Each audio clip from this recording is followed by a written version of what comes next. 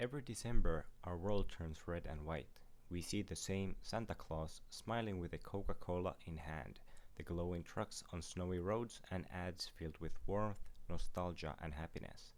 But what if I told you that this version of Christmas, the colors, the mood, even the way Santa looks, wasn't passed down by centuries of tradition, but instead designed by a marketing department? This is the story of how Coca-Cola used smart economics and emotional branding to transform Christmas from a quiet holiday into one of the most powerful engines of global consumer spending. It's a story about how advertising can become a culture and how one company managed to own a season. To understand Coca-Cola's role, we first need to look at Christmas before it became commercial.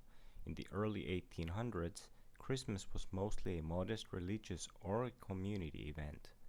Gifts were small, often handmade, and the holiday wasn't about shopping or spectacle. That all began to change during the Industrial Revolution. Mass production made toys, decorations, and gifts cheaper than ever. Department stores began using Christmas as a way to drive sales, and for the first time, advertising started shaping how people celebrated. By the late 19th century, Santa Claus was already a popular figure, but he looked very different. In some depictions, he was tall and thin, sometimes even dressed in green. There was no single version of Santa yet, no universal symbol to tie the holiday together.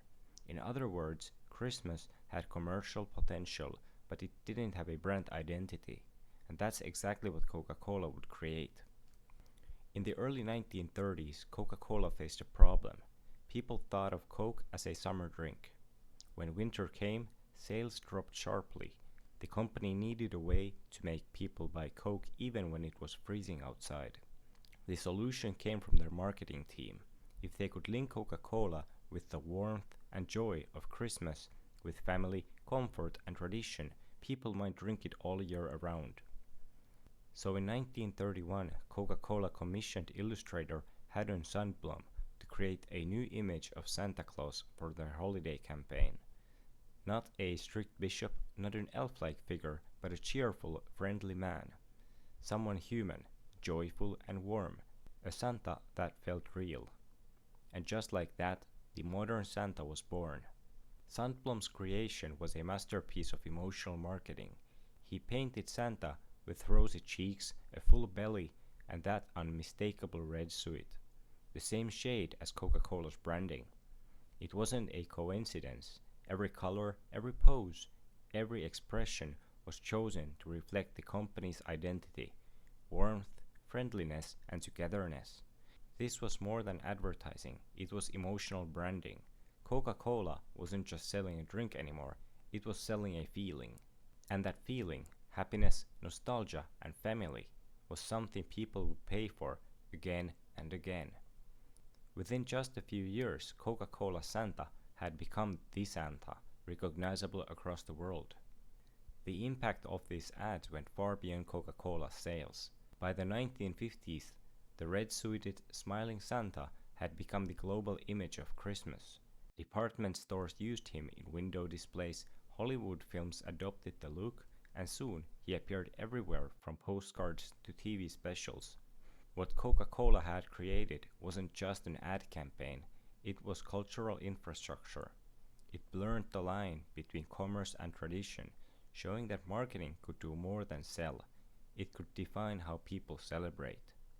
This is what economists call cultural economics, when a product or brand shapes shared traditions, values, and behaviors. And Coca-Cola Santa became one of the most successful examples in history. A private company creating a public symbol that would generate value for generations. After Coca-Cola's success, other brands realized something crucial. Christmas wasn't just a holiday, it was an economic event. Retailers began building entire business strategies around December sales. Toy companies like Mattel, Lego, and Hasbro designed their release schedules to peak during Christmas. Even modern tech giants like Apple timed their product launches to capture the holiday market. Today, Christmas shopping accounts for 20 to 25% of annual retail revenue in many Western economies. Globally, the Christmas economy is now estimated to exceed $1 trillion each year. And it all tracks back to the same lesson Coca-Cola proved nearly a century ago. Emotion sells better than logic.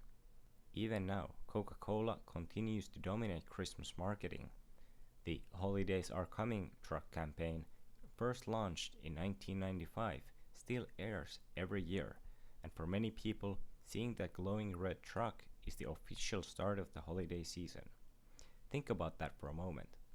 A company that once just sold soda managed to become part of a global tradition, not because of its product, but because of the emotion attached to it. That's not just branding, that's legacy. So next time you see Santa holding a bottle of Coke, remember, you're not just looking at a holiday ad, you're looking at one of the most successful marketing campaigns in human history. Coca-Cola didn't just sell a drink, it sold warmth, nostalgia, and belonging. And in doing so, it helped invent the modern Christmas. And that's the economics of emotion. And it all started with one question: how do we sell soda in winter?